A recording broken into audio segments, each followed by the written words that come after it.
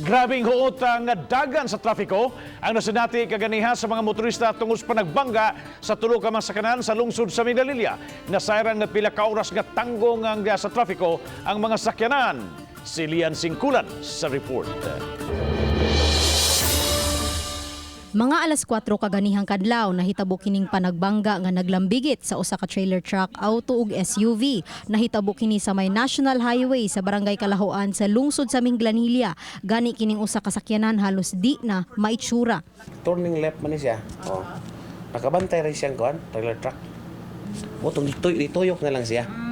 Mo nang wala siya maigod. Diri ang isa mo impact.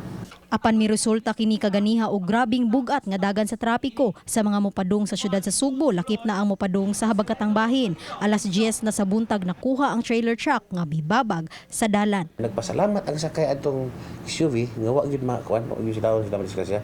Kay kung nahitabo pang may impact nga kanang kuan, murag posible na agi mamatay.